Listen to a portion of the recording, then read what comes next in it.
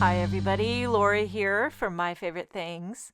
Thank you so much for joining me today. I've got a fun, simple little card featuring products from the latest April release. I'm going to be starting with the new Plaid Builder stencil set. I'm not sure if you know this about me, but I love a good plaid.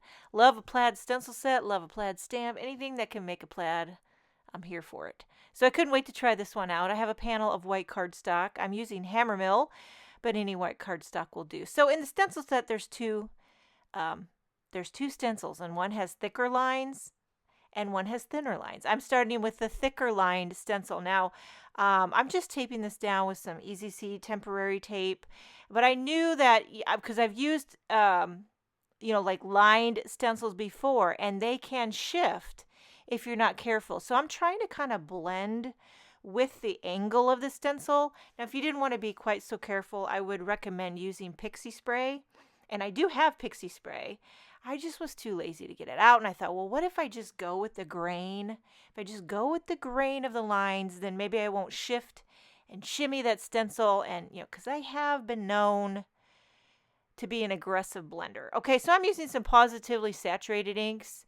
I started with carnation, and then now I'm going in with peony, which is a little bit more vibrant and kind of going in the bottom left corner, side, up, around, but giving it a little bit of gradient love there too. And again, I'm still trying not to, shift that thicker stencil. And then I'm going to lift this up, and ooh, it looks so good. And you could stop there at any point. You could stop and just get a different look. I'm cleaning off the stencil, and now what I'm going to do is flip it over. When you flip it, you get the lines going the opposite direction. And I'm going to create a plaid pattern. So this time, since I did pink before, I'm going to do orange this time, and just make it a real warm and fuzzy plaid background panel. So this I pulled out peachy, and again, I'm kind of going with that grain, trying not to shift the lines on that stencil. And this is pretty light. It's if you struggle with ink blending, this one here is very forgiving. And most of the time when I ink up, a lot of times I like to tap off on that scratch paper off to the side to make sure you don't get too many splotches. But sometimes once you get going and you get the feel of how much ink you have on your brush, you don't have to always be so careful. Now to get a little bit of gradient love in there, I pulled out a darker orange. This is grapefruit, and I'm going to blend that in with the peachy and make a nice gradient orange linear pattern going the opposite direction. And when this overlaps with that pink, you've got magic. It's a beautiful, simple, warm pattern. Now I take that second stencil, which is thinner lines, and what you could do is go in between the thicker lines to make a more detailed pattern. But what I did was I laid the thinner lines over top of the thicker line. So we're going to have a little line within the thicker line. It's a double dipper plaid pattern. I don't know, I've never done anything like this. I just thought, why not try it? Do a line within a line. Now this one here, since they're thinner and the stencil's a little bit thicker, it's not easily moved. So I didn't have to be quite so careful with the ink blending. It's a little bit sturdier since the openings aren't as wide. Okay, so I cleaned off that stencil, flip it over, go the other direction, and I lined up the thinner lines to fit within the previously thicker blended line. So you got like a double dipper plaid pattern. I can't think of a better term. But are you guys a double dipper? Do you know what a double dipper is? Like if you dip a chip, take a bite, dip it back in. That's a double dipper. Dip a fry in ketchup, take a bite, and then dip the same fry back into ketchup. That's a double dipper. Are you guys a double dipper? Are you against it? Or you don't care? Me personally, I do not care. I don't care if you double dip. It doesn't bother me. After having 5 kids, you can dip all you want. Okay, so once I got that plaid pattern finished, that double dipper plaid pattern, I'm going to trim it down. Quite an aggressive crop. I believe I did it to about, I think I ended up doing an inch smaller than a standard size card base. So the height would be 4.5 and the width would be 3.25. And now I'm pulling out this new Potted Pets Dynamics die set. I fell in love with that. I think it's so cute. What you got a bunny, a bear, and a kitty cat, and they're pots for plants. So I had to choose one. I knew I couldn't fit very many on this panel. So I went with the bear. I chose a plant, and then you got the little face that you can add rosy cheeks and the eyes and all this little accessories for whichever animal you choose. Okay, I've got some cardstock here for the plant. Take that off camera, run it through my die cut machine, and then now for the bear pot, I did that out of some khaki. And then now this one here, which is the face and all the parts, you're going to have to do it out of a few different colors.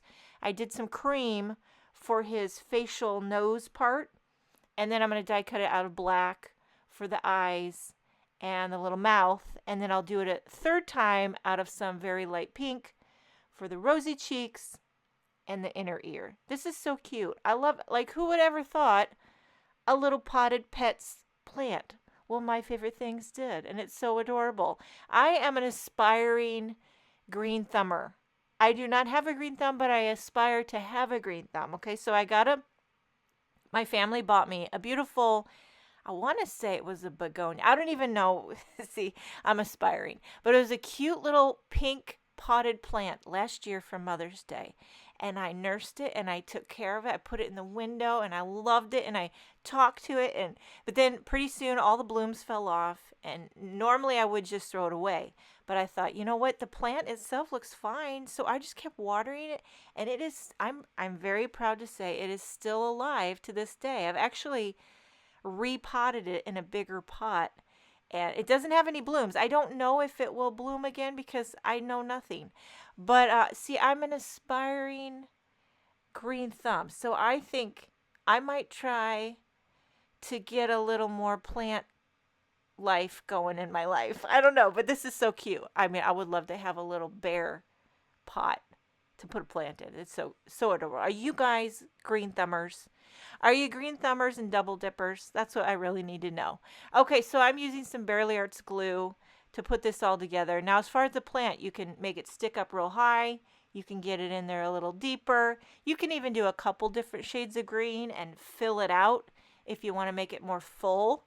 Okay, I'm going to stamp a sentiment, and this great stamp set that pairs perfectly with the potted plants. It's called Grow Together, also new with the April release. And all the sentiments are great for plant-themed projects.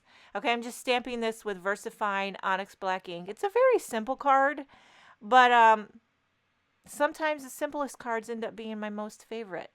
They really do. Okay, I'm going to pop everything up. You know why? Because dimension is life. And the potted plant also getting popped up. Not necessary, but I do love it. I'm not going to add any embellishments because I feel like with that plaid pattern going on there, you don't want to get too dizzy. What do you think? What do you think? Are you loving the potted pets dynamic? So cute. How about the double dipper plaid? I'm sending you sunshine and lots of love. I hope you enjoyed this video. Thank you so much for joining me. Make sure and check out the rest of the April release with my favorite things. Have a wonderful day, and I will see you next time.